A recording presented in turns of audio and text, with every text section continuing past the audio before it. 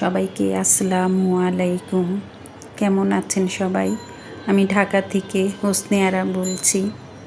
চলে আসলাম আরেকটি নতুন দিনের নতুন একটি ব্লগ ভিডিও নিয়ে, আমার লাইফস্টাইল ভিডিও নিয়ে। তাই সকালবেলা থেকে শুরু করেছি, এই যে নাস্তা বানিয়ে নিয়েছি। তা আগের দিনের ভুড়ি রান্না করা ছিল, সেটা আর ডিম পোস্ট করে নিয়েছি আমার জন্য। আপনাদের ভাই আর আমি দুজনে খাবো, তাই দুজনের জন্য আবার চা বানিয়েও রেখেছি। ছেলে এখনও ঘুম থেকে ওঠেনি। তারপরে হলো আজকে যেহেতু শুক্রবার, তাই শুক্রবারের কিছু রান্না, কি রান্না করলাম সেগুলোও একটু শেয়ার করছি, কিন্তু রেসিপি আকারে করছি না, শুধু আর কি দেখাচ্ছি। থাম্বনেল দেখে হয়তো অনেকেই বুঝে গিয়েছেন। আজকে আমি বিশেষ করে আমার ব্যাপারে কিছু কথা বলবো আপনাদের সাথে, আর কিছু আমার ব্যাপারে কথার থেকেই কিছু টিপস পাবেন আপনারা। আমরা যারা গৃহিণীরা বাসায় বসে থাকি, রান্না বান্না, খাওয়া দাওয়া, পরিবারের দেখাশোনা, ছেলে মেয়েদের স্কুলে পাঠানো, স্কুল থেকে আনা, এই তো এগুলোই আমাদের সংসারের একটা অংশ। তাই শুধু আমরা কি সারা জীবন এই রান্না আর করে যাব, আর সংসারের দেখাশোনা করব, সন্তানদের দেখাশোনা করব? আমাদের নিজেদের কি কোনো চাহিদা নেই? এমন কিছু করা উচিত আমাদের। আমরা যে মহিলারা বাসায় বসে থাকি, শুধু যে আজকে ইউটিউবে আছি বিথায় আপনাদের সাথে এই কথাগুলো শেয়ার করতে পারছি, কিন্তু বাসায় কিন্তু কারো সাথে এই কথাগুলো শেয়ার করলেও কোনো কাজে আসবে না।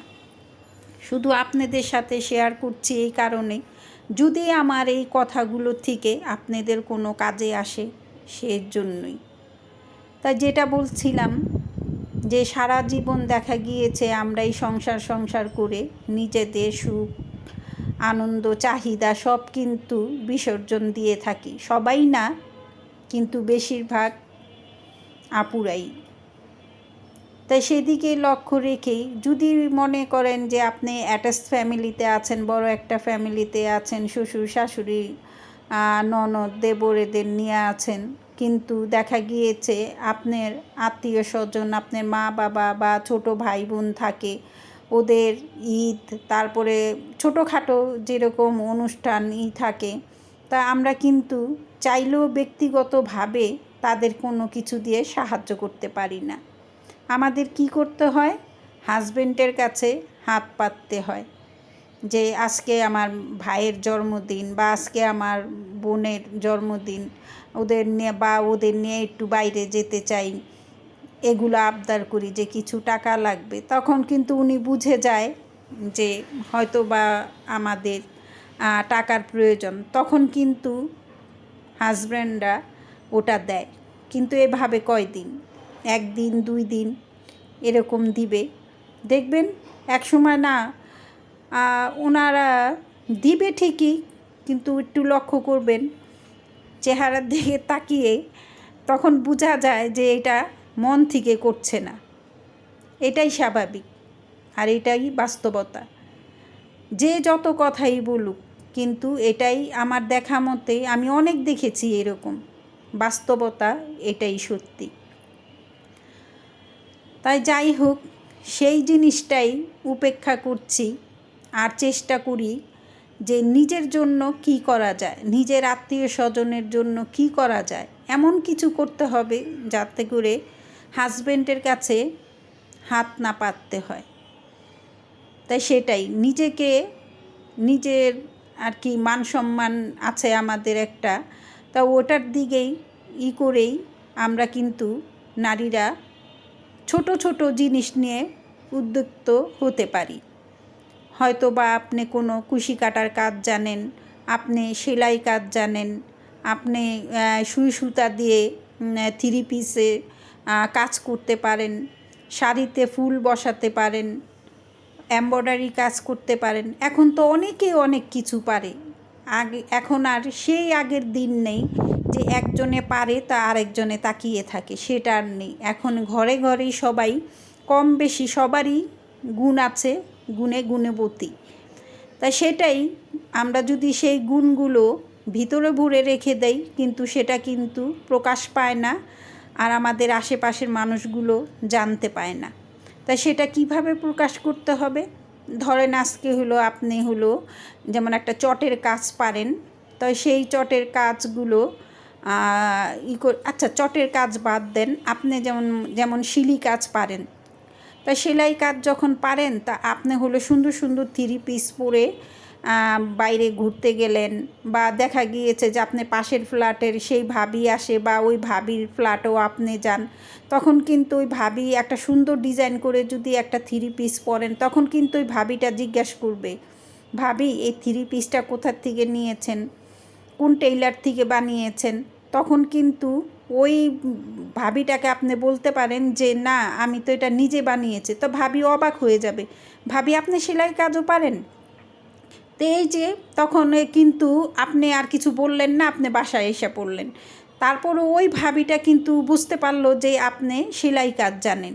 তা একদিন দেখা গেছে যে আপনি বাসায় আসছে, এসে দেখলো যে ঠিকই আপনার সেলাই মেশিন আছে, তখন কিন্তু ওই ভাবিটা আবদার করবে, ভাবি আমরা তো বাইরের থেকে বানাই, তাহলে আপনার কাছেই বানাবো, তা আপনি কি কিছু মনে না করেন তাহলে বানিয়ে দিবেন। ওই ভাবিটাও কিন্তু আপনাকে যে বলবে কথাটা, সেও কিন্তু একটু আমতা আমতা করবে যে আসলে আমরা কি মনে করি সেটা ভেবেই।